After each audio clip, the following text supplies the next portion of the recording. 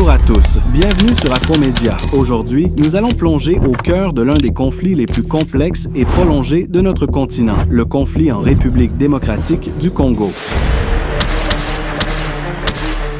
Nous allons essayer de comprendre ce qui se passe en RDC, ses causes, ses acteurs et ses conséquences. Pour comprendre la situation actuelle en RDC, il faut remonter aux origines. La République démocratique du Congo, anciennement Zaïre, a vu des décennies de conflits depuis son indépendance de la Belgique en 1960. Le régime de Mobutu Sese Seko, qui a duré 32 ans, a été marqué par la corruption et une gouvernance faible, posant les bases de nombreuses instabilités.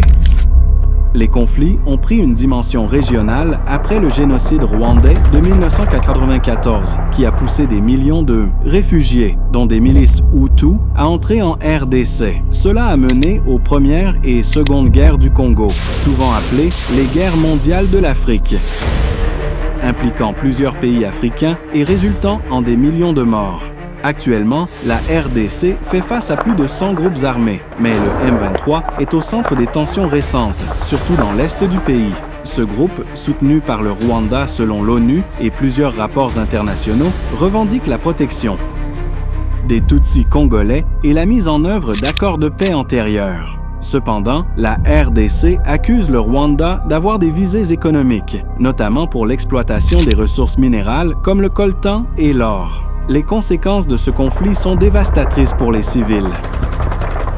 Des millions de personnes ont été déplacées, des milliers ont été tués, et les violations des droits humains sont fréquentes, incluant des viols, des massacres et des tortures. Les organisations humanitaires alertent sur une crise humanitaire majeure, avec des centaines de milliers de déplacés internes cherchant refuge dans des conditions précaires, notamment à Goma.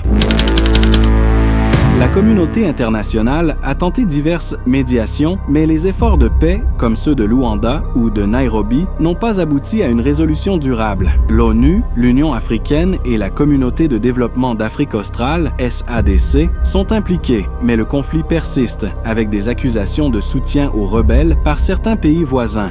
La situation s'aggrave avec l'implication de forces étrangères et des tensions diplomatiques accrues. Le conflit en RDC est complexe, enraciné dans des problèmes de longue date, mais il est crucial de continuer à le surveiller et à le comprendre pour espérer un jour voir cette région riche et martyrisée.